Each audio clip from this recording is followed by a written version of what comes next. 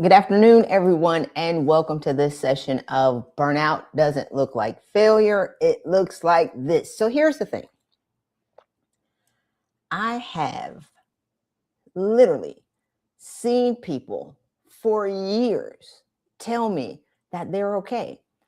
And I tell them that they're not okay. And then I almost get into a debate or an argument whether or not they are okay. And it's typically leaders, high achievers, alphas, and people who are accustomed to pushing and pushing and doing and doing. And so leaders don't know how to slow down. And if you don't know my story, I'll give it to you right quick. Winner, champion, Christy Rutherford, former military officer. And I burned out in 2013. And so when people talk about burnout, I'm like, no, I was a champion before I burned out. Like, I'm not bragging on myself, but I was a winner before I burned out. Burnout isn't my origin story. Burnout is just a part of the journey. And it was 100% preventable. Stage 12 mental collapse. I lost everything. And so I want to share some insight with you today so you don't have to be like me.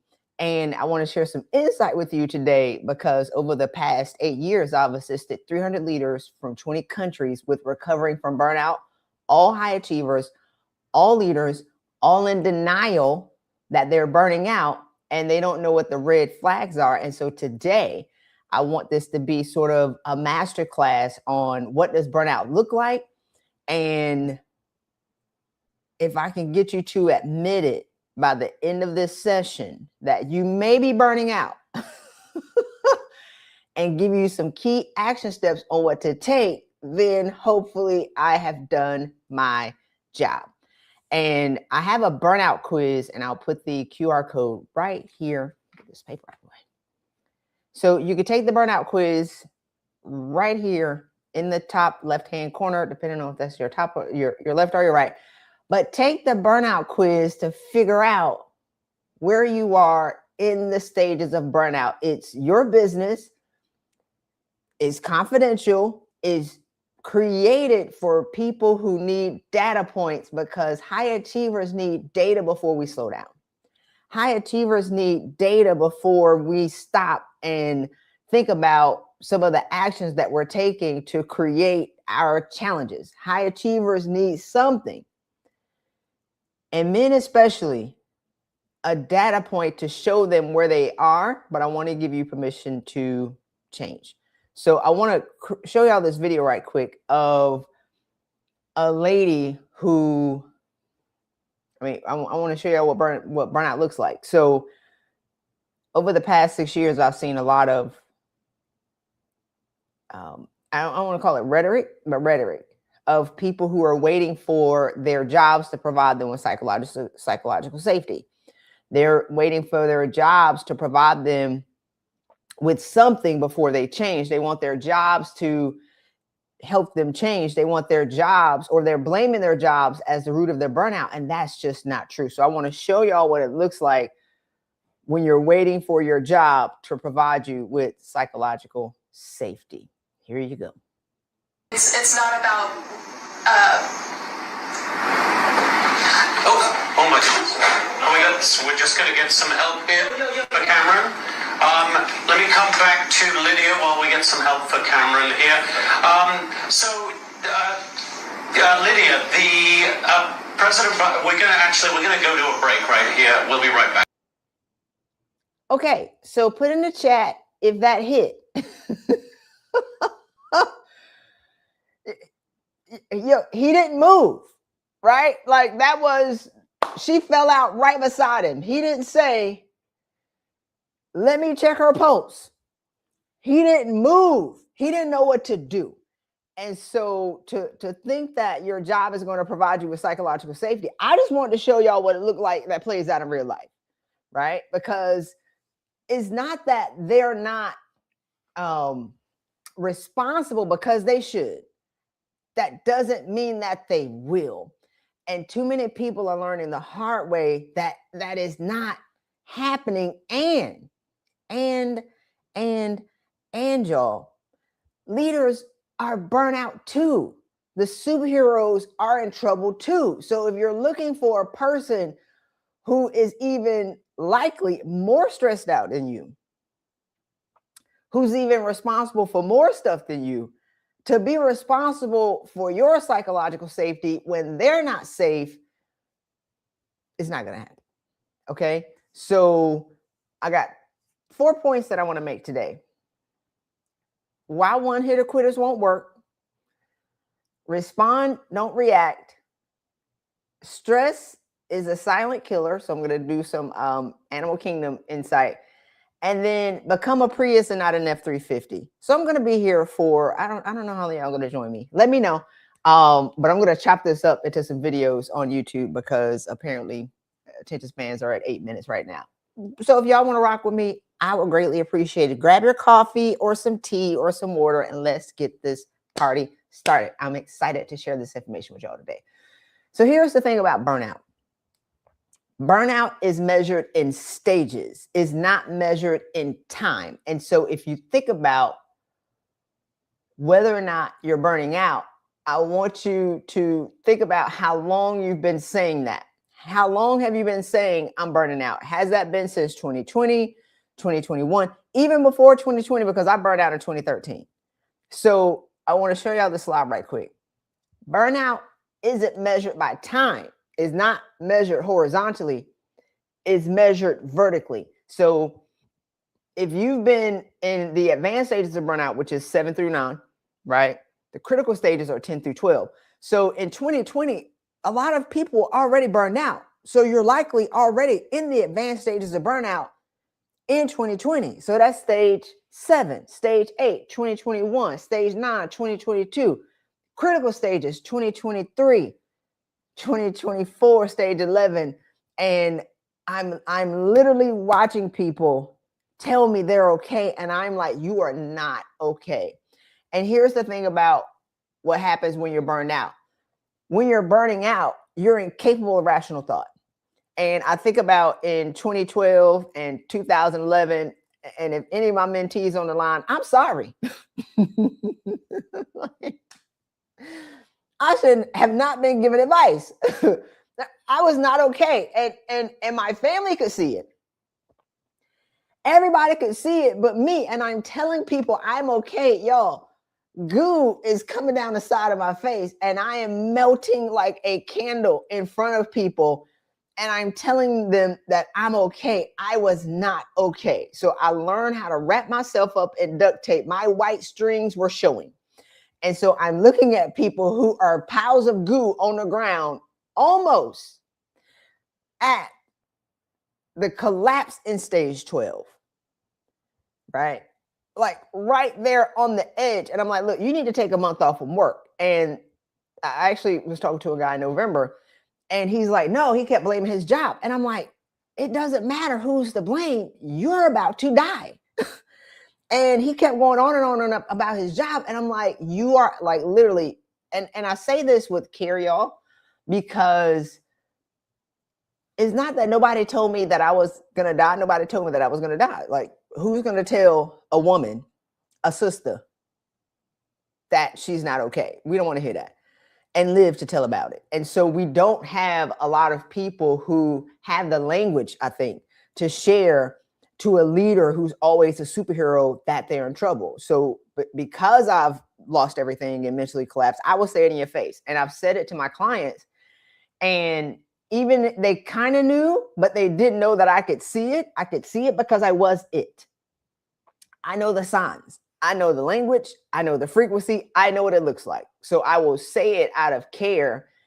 And once they get to the other side, they're like, oh my God, thank you for pulling me out of the fire. So here's the thing about being in the critical stages and advanced stages of burnout.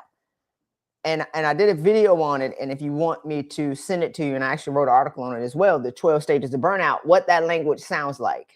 It's anxiety, it's depression, it's isolating, and it's starting to miss, everything gets on your nerves. Everybody gets on your nerves. You start to miss deadlines, right? So stage 10, stage 11, I think I was in, I started to miss important meetings. Christy Rutherford would never miss a meeting because Christy Rutherford was a square. And I remember my friend saying, what is going on with you? I'm on a slip and slide, right? I could not just function. So are you there? And if you are, it's okay not to be okay. It's not okay to stay there. And it's okay to have anxiety, but don't have anxiety and normalize it. Like, anxiety is a red flag that your body is telling you you're in trouble.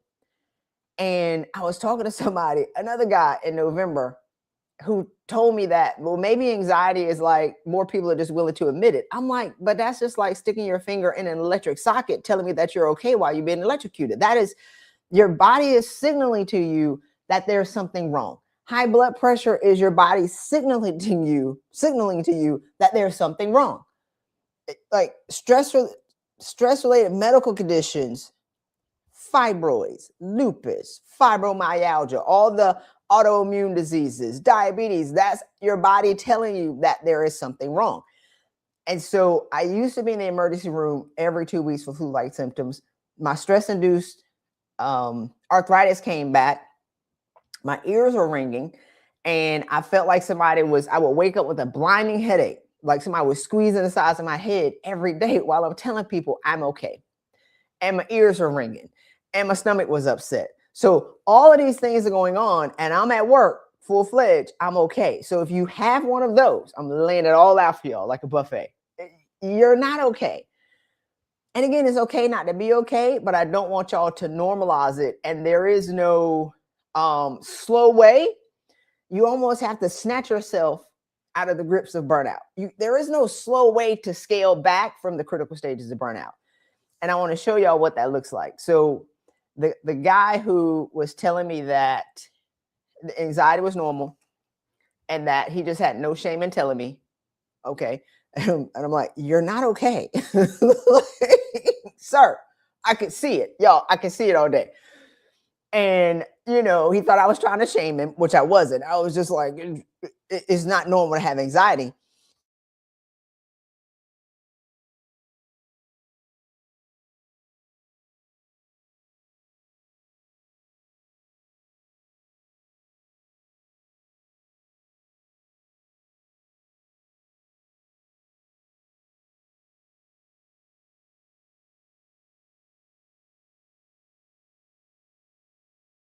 In the background. Oh, okay.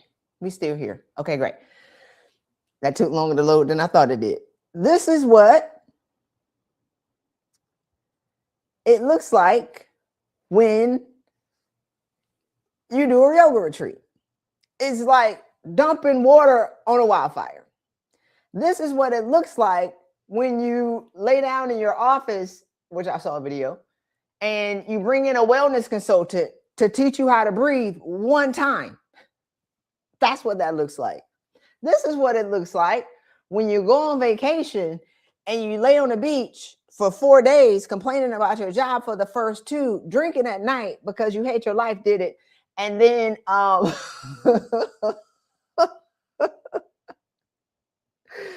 lament that you have to go back to work to the same circumstances and you left yourself unchanged. So this is like hitting the release button just a little bit. Boop. It is not effective, y'all. Right? This is what drinking wine at night does. And all right, fine. I guess I'm going to admit to it. Since are we having a confessional today? So y'all got to put in the chat, confess. You be like, am I having a confessional today to try to save y'all from self-destruction? I guess we are. I actually needed wine as I'm burning out. Like, it's one thing to enjoy wine. It's another thing to need it. And yes, my boss was a psychopath. I want to be clear. He was toxic.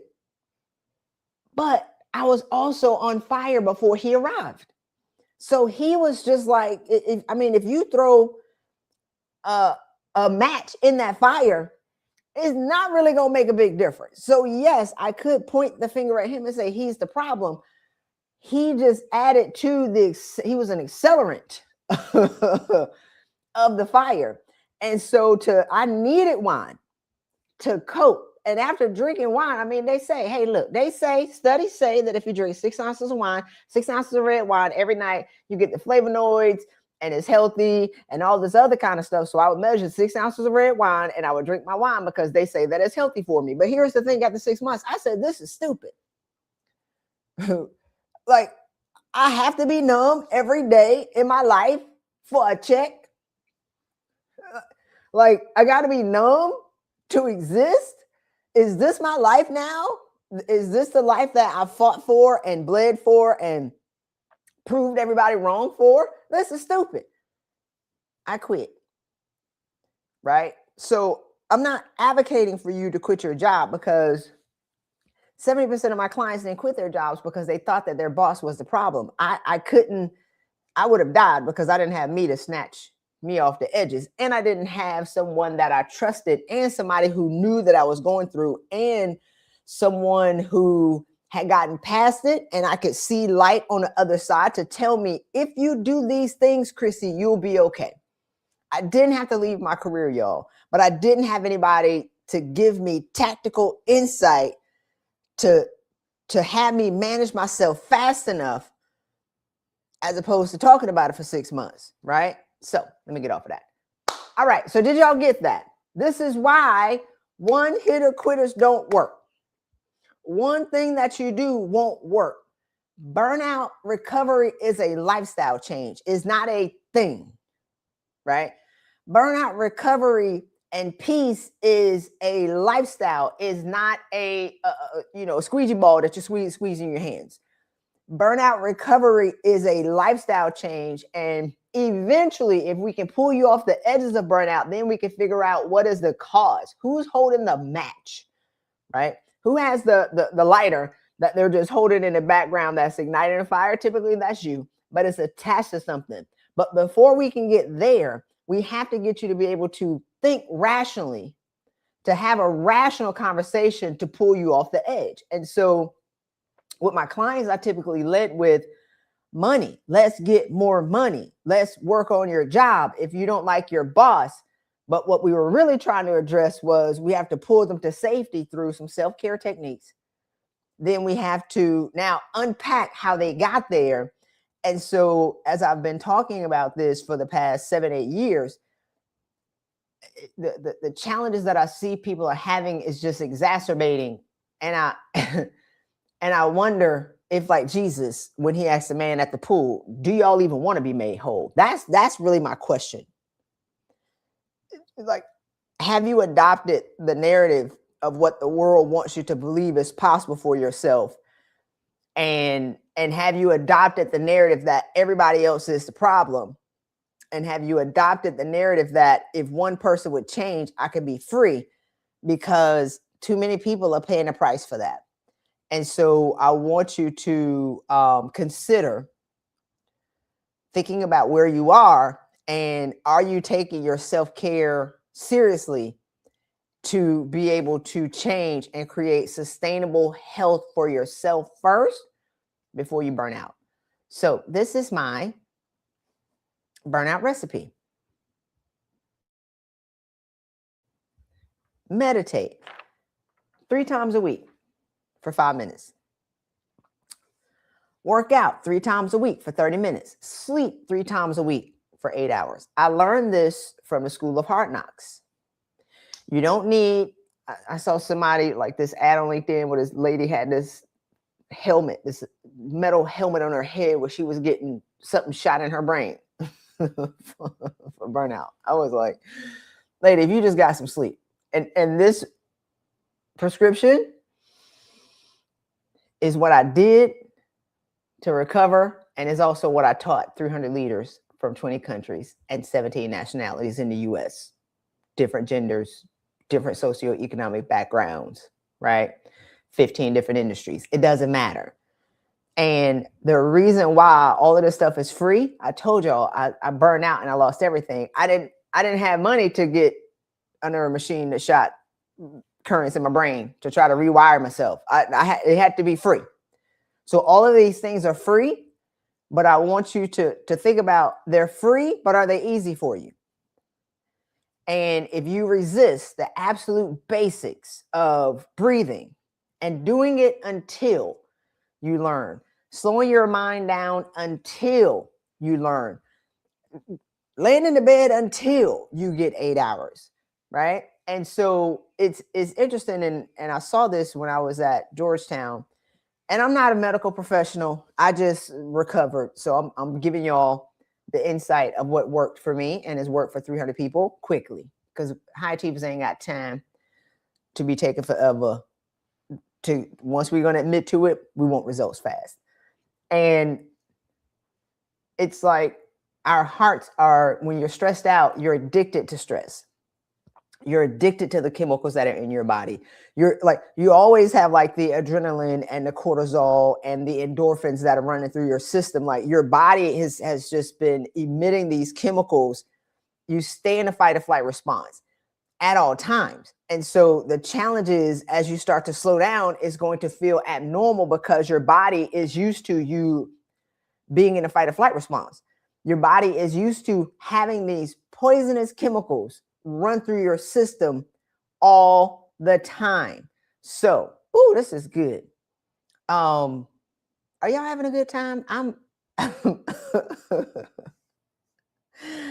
having a great time. So, I want you to consider retraining yourself on how to exist, retraining your body on how you want to feel, and doing these habits until you feel the peace and you feel the joy and you feel happy again and you can think clearly again, because it is possible. So I've actually skipped. So let's talk about what happens. I watched this National Geographic documentary, and it's on Netflix. You got to watch it. It's on YouTube. Stress, the Silent Killer. And it talked about how when a zebra is running from a lion, it's emitting the same chemicals that we emit in stress. The zebra is running for his life. Cortisol, endorphins, adrenaline. The zebra is running, right? And the lion is after it. And so they said, but after the zebra gets away, after the zebra gets away, within 3 minutes, it goes back to its normal heart rate. So I want y'all to think about, when somebody makes you mad, how long are you talking about it? If somebody makes you mad today at 12 o'clock, and it's always going to be somebody, especially when you're in the advanced stages of burnout and the critical stages of burnout, somebody going to jump on your nerves every day at all times. And so if you are reliving this moment as you're in this moment of somebody pissing you off, whatever it is, and then you call your friend on the way home from work and you tell them about it, you're now reliving the experience and you're creating the same chemical compound in your body. We used to get together on Friday for happy hour to eat empanadas and nachos and drink liquor and spend money to talk about who had the worst week. No. None of us talked about changing. We're not doing that. We're going to compare who has the worst week. And so now we're reliving the moments of who said something and who didn't put respect on our name and all these other kind of things. And it's like we're being disintegrated by these chemicals that should not exist in our bodies for long periods of time. And so one of the things that the documentary talked about was, when the zebra is running, the zebra is not digesting its food, it's trying to get away, right? Which is why a lot of people have, intestinal issues, is because you're not digesting your food, because you're stressed out, because you're in the fight or flight response. When the zebra is running from the lion, it's not ovulating. I didn't say that. That's what the documentary said. So is it any coincidence that a lot of these fertility clinics are popping up as women have entered the workforce? Coincidence? Y'all can say 1 + 1 = 2 to me. So if your body is in a consistent and constant state of fight or flight, then it's hard to think clearly and it's hard to exist. And and you're addicted to that feeling, where are you sure and are you aware of, or can you even remember what peace feels like? Can you remember what happiness feels like? Can you remember what harmony with yourself and your family feels like? A lot of people can't. And so will you consider doing the habits that I just shared until you learn them, until you retrain your body on how to, how to exist, until you retrain your heart on how to beat, until you retrain your body on how you want to feel. And then it's, creating a new calibration point, which I'll actually cover in a different video. It's once you have this new calibration point of where you want to be. Do y'all hear the drill in the background? I'm about to go punch somebody in the neck. See, this is what happens when you go live. I could have recorded this, but upstairs, the Wi-Fi is janky. Downstairs, we got contractors, so we're going to make it work. Okay. But I want you to consider doing the habits until you learn how to exist at a point of peace. And then once you come off of that, once you find that, my clients, we call it taste the rainbow. Once you get that rainbow of joy back, like it's like this. Once you get it back, we protect it. Forgive fast. Love often. People say something to you, I don't care. As long as you don't put your hands on me, we cool, right? We're not living in a constant state of rage, fear, and condemnation. Okay. So that's that. All right. Now, when it comes to responding and not reacting, when you're running from the, oh God, everybody drink some coffee. These guys outside been here for 2 years to get on my nerves. Okay. So when you're in a point of when you're triggered, when somebody makes you mad, when somebody at your job says something, and leaders are always putting out fires, it's nonstop. I was a crisis manager, but even in an office, there was always a crisis.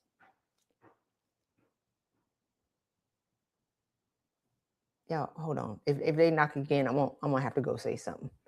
I can't take it. They're gonna have to take a break or something. All right. So hold on. Don't leave. If you leave, come back.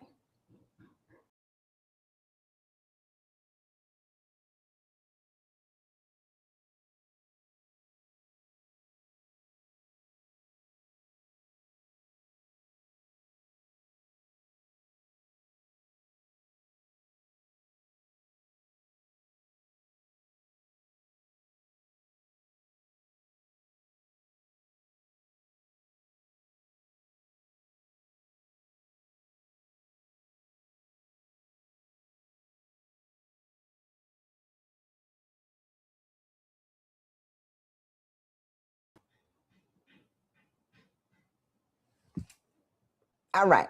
Now, we're just going to keep it moving. Okay, so we're going to walk upstairs. So y'all give me 30 seconds. And if my Wi-Fi gets janky, then we just going to deal with janky Wi-Fi or noise. I prefer the janky Wi-Fi because my undiagnosed, untreated ADD is kicking in down here. So everybody, let's just breathe. This is what happens. See, I'm telling y'all about being hijacked, and I'm being hijacked real time. You be like, my God. Everybody just breathe. Okay, so let me give y'all this story. Okay, so this is what happens. Maybe God put y'all here. Whew, but typically I'll walk away and then breathe. Okay, so what happens? So this is what you do when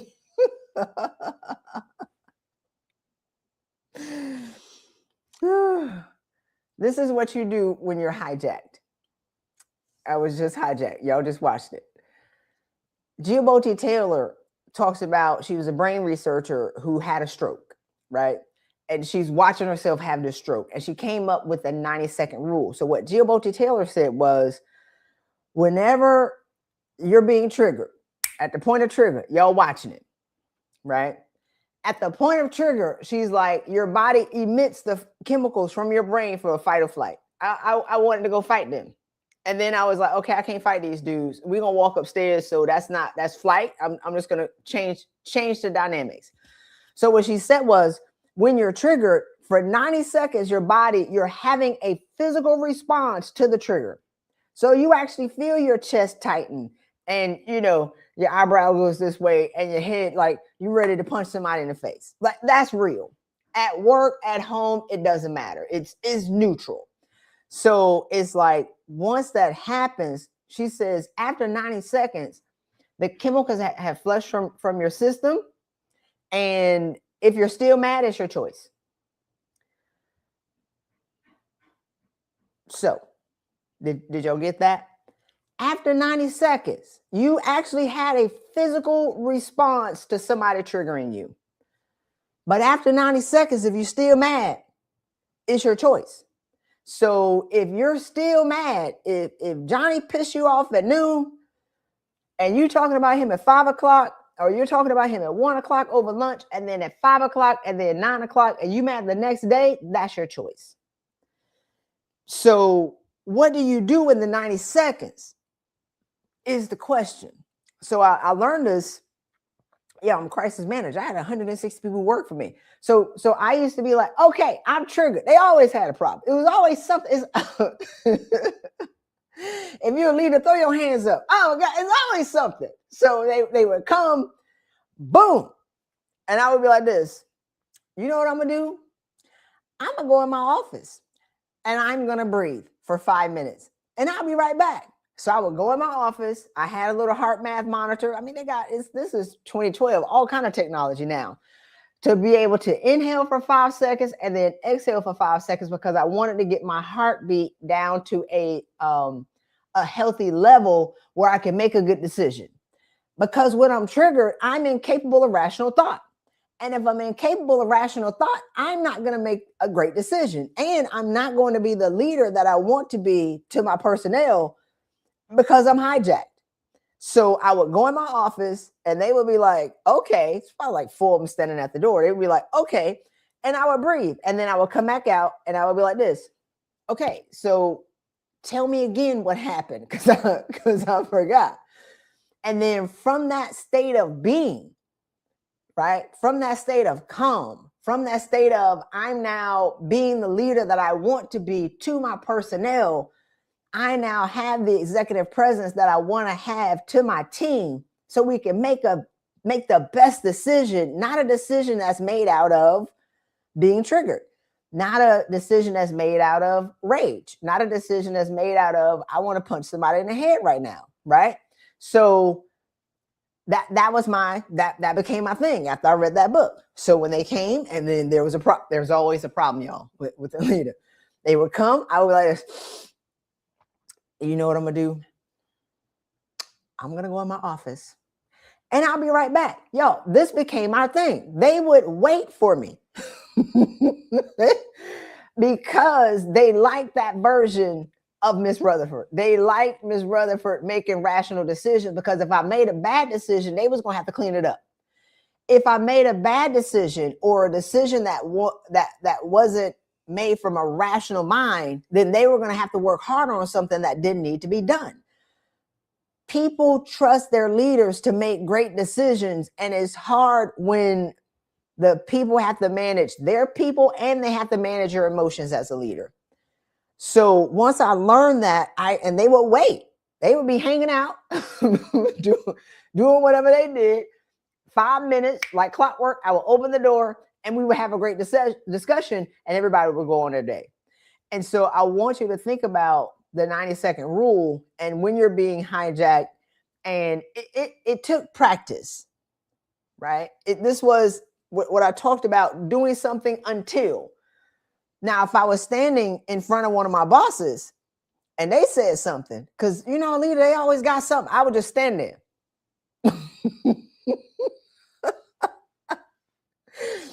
I'm trying to let it flush, because somebody gonna get socked in the jaw, and I'm gonna yell, "Pop, go to weasel." I mean, I'll just be standing there like this.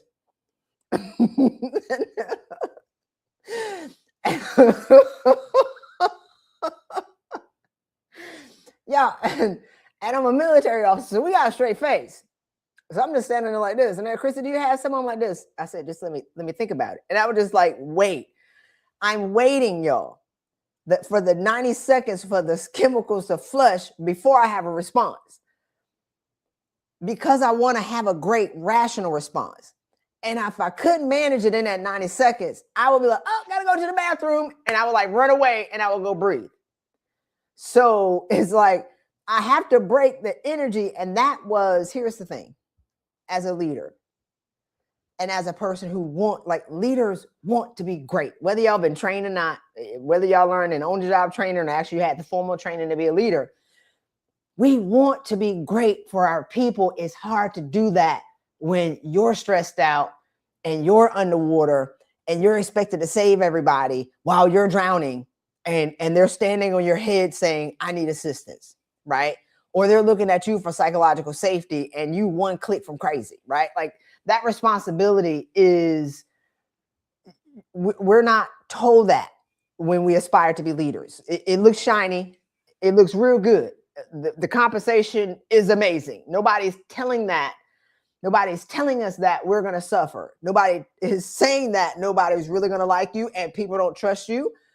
And you're expected to be the superhero for everybody else, right? Being a leader is one of the greatest mantles that a person can pick up for mankind. Is also one of the hardest, and it's the loneliest. So I'm offering you this. It's like you want to be great, but just like training your heart rate on how to beat what I talked about with the 3 habits that I gave earlier. And if y'all are just joining me, I want y'all to go back and watch that video. But I want you to think about retraining your response, right? Retraining yourself in your reaction, because you are affecting your personnel when you're flying off the handle. I don't know what y'all call it in a corporate. That's what we said in the Coast Guard. But it's like, if you're known as the yeller, and if you're known as the person who, and even if you're a great boss who's flying off the handle because you're stressed out and you're irrational, they still want you to be great. But it's your responsibility to do this for yourself, right? So I want you to think about when you're being triggered in that 90 seconds, what are you going to do with your 90 seconds, right? What are you going to do? Are you going to walk away? Are you going to go somewhere and breathe? If you don't have an office, can you go to the bathroom and breathe? Can you walk outside and breathe? Can you walk into the stairwell and breathe? What are you going to do in your 90 seconds? And then if you're not capable of rational thought after 90 seconds, typically you're not, take 5 minutes to gather yourself. They'll give you the time. Your team will give you the time. I promise you. My guys will be standing right there at the door. I will close the door. They would not make a sound. They were like, Miss Rutherford doing what she doing. At first, they thought it was weird. But that third time, they say, oh, this is her secret sauce. And I promise you, they do it today. I counted up 14 years later. They saw what they call it, the emotional regulation. They saw what that looks like, not as a woman, but as a leader, because men need it too. And I taught it to one of my friends. So anyway, all right. So we talked about that. Respond, not react. And that's taking the 5 minutes to come back to yourself. And it works at home too. When your spouse, you be like, can I come back to you and talk to you about that? Right? Don't react. It's time to learn how to respond. All right. Now, I got one more thing. Okay, my last point. We've been on here for 40 minutes. Here's the thing.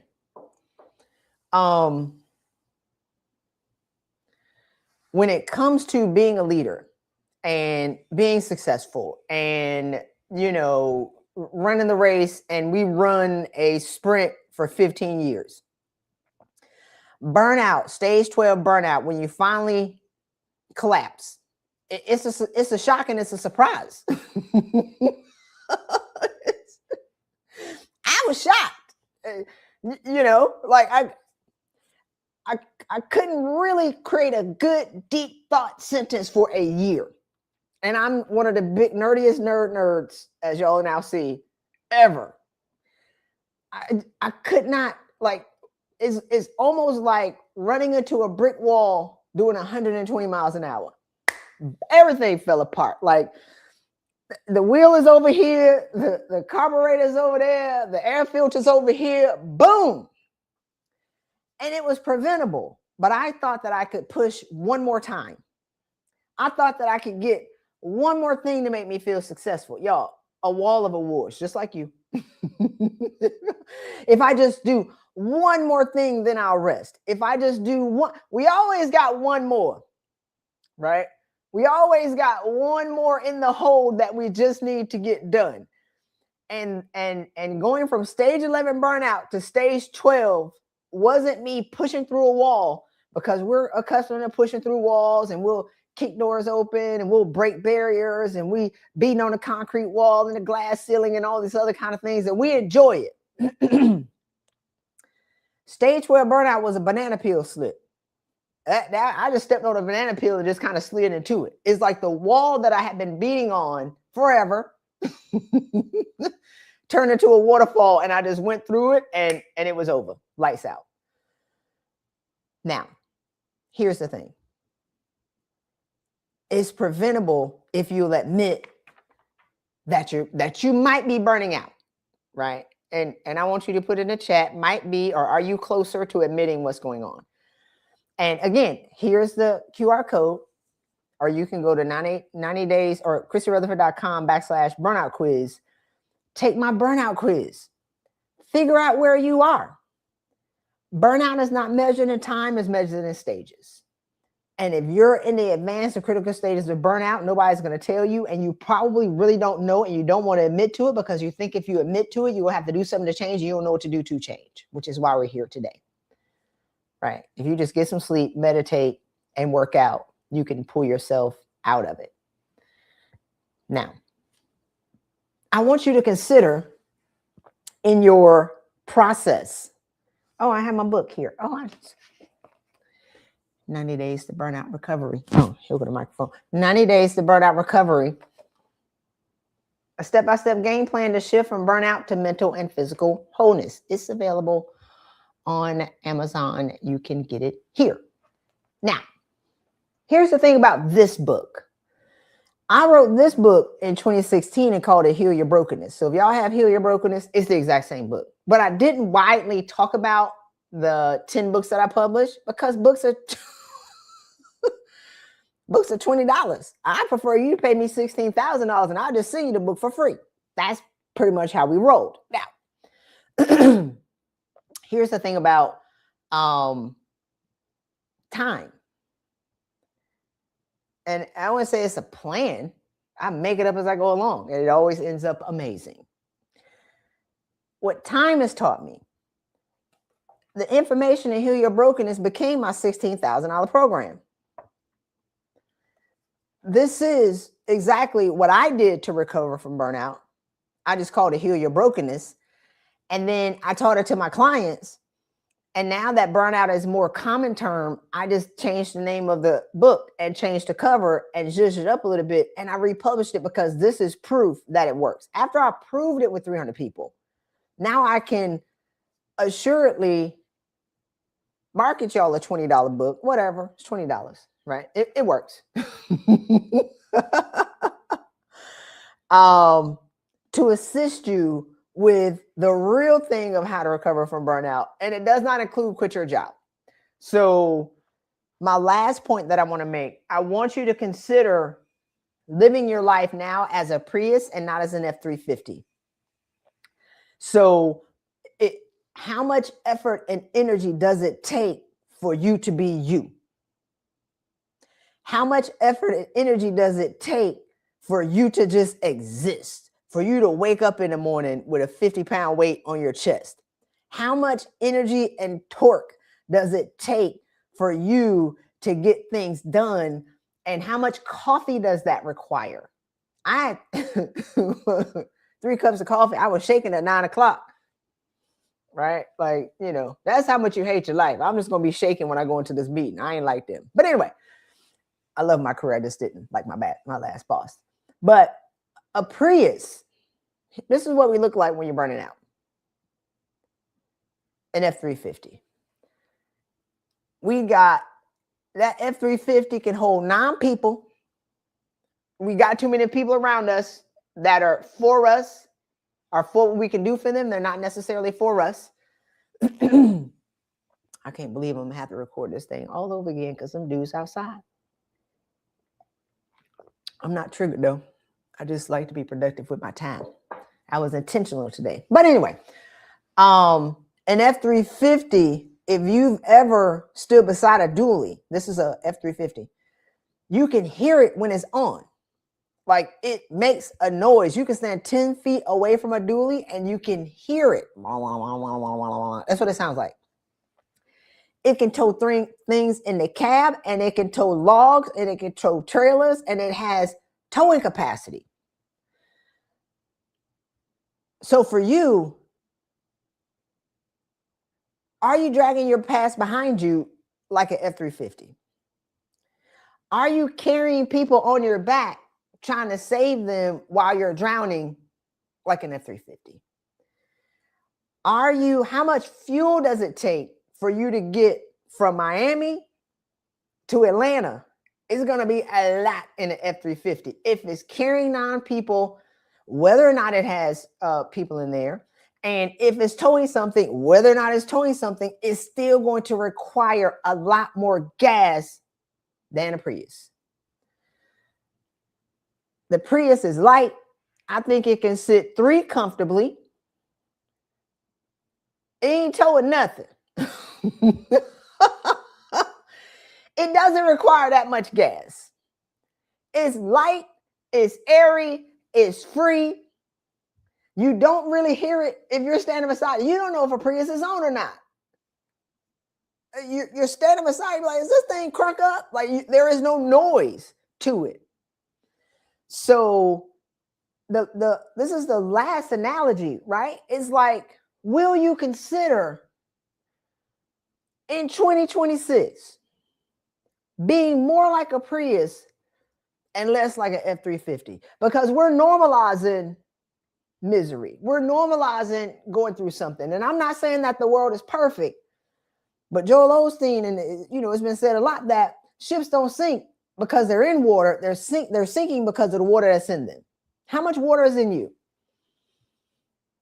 And what are you willing to let go of so you can live a healthy life, so you can be free for yourself before you burn out and collapse? Right? Before you succumb to medical conditions that are preventable, before you start to medicate yourself for things that can just be managed if you learn how to breathe and tell people no. Before you lose your mind and your physical health and then your money, and then your family has to pick up the pieces. Because burnout just doesn't affect you. Burnout affects your family. So will you consider lightening your load a little bit, drawing boundaries and telling people no, showing up as a Prius? You'll be more selective with who you let in the car if you can only fit 3 and you got 9 outside. You'll start to reevaluate your friends and your connections just a little bit to see what Steve Harvey talked about. Like, you're running with all these people, but you're the only person that's rowing. If you rowed a boat, he didn't say that, but if you're rowing a boat, you're the only person who's rowing, and 9 other people got paddles in their hand, and you're the only one working. Or if you got 2 working or 3 working, and we're all together, they say it's we, it's not we. Are you always the better friend? Who do you need to go from being an F-350 to a Prius? Right?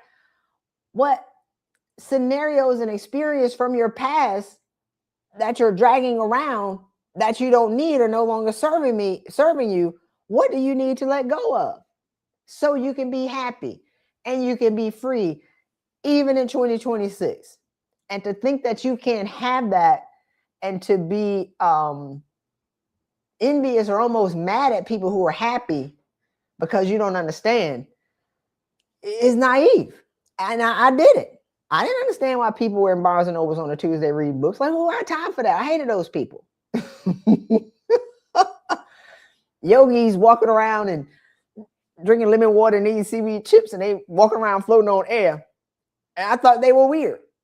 And I burned out and lost my whole mind and all my money. And they were weird. Get out of here. So, my steps for you before I wrap up. Write the vision and make it plain. Who do you want to be in 2030? Right? So I want you to think about not what you want to have. Who do you want to be in 2030? How do you want to show up? How do you want to arrive? Not in your money and in your job, but in your beingness and in your leadership and how you feel about yourself and in your mental health and in your physical health. Start there first. Let's push it out a little bit. 4 years from now, how do you want to show up? Because I saw something and I got off of Instagram and Facebook actually after the election because I'm just wondering if people want to be rational. And I got on there the other day to look for something and it talked about the 2016. I'm like, wait a minute. And then Paul Brunson mentioned it. Like people talking about the 2016 challenge. Hey man, y'all trying to build your life on bricks from 10 years ago. What?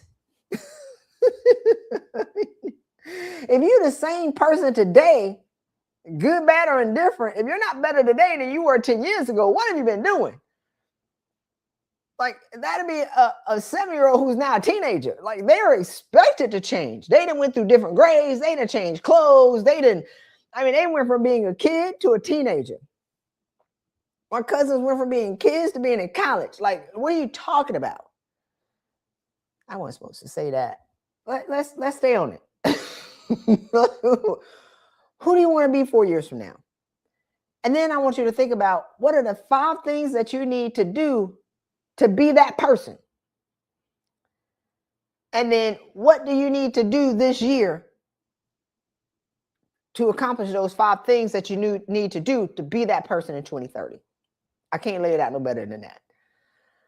Because you want to live with the vision of your future self. You want to live with the vision of this is who I want to be. This is how I want to show up for myself. This is how I want to show up for my family. What do I need to do today? Who do I need to be around today? What actions do I need to take today? What workout do I need to do today? How do I need to take care of myself today? Not what job. It's not about the job. Let's think about you first. What do I need to do today to be that person? And then you start today with where you are, and that disciplines your decisions. Dr. Miles Monroe says people who walk in their destiny live very narrow lives because once you know where you're going, you know who and what won't get you there. And so your vision starts to discipline your no. Your vision starts to discipline your decisions. Your vision starts to discipline the conversations that you're having with yourself and that you're having with others. And then you'll start to see that if this is where I want to be, somebody just says something, I don't really like, I can't go to where I'm going if I allow people to talk to me like that. So I hope that y'all have found this information useful. I had a great time. Y'all saw me being triggered in real time. I didn't get to breathe though. I would have walked away. If y'all went on here, I would have walked away and breathed for 5 minutes. I would just, start yelling or something. But anyway, fight or flight. Take this insight, y'all. Take it seriously and use it because people are dying. I mean, people are dropping dead like dominoes right in front of us. And a lot of this stuff is preventable. And it's not normal to be depressed. It's not normal to have anxiety. It's not normal to have high blood pressure. It's not normal. It's not normal to be burned out. It's not. The Lord says we shall have life and we shall have it more abundantly. That's all I got to say. That's my story and I'm sticking to it. Bye, y'all.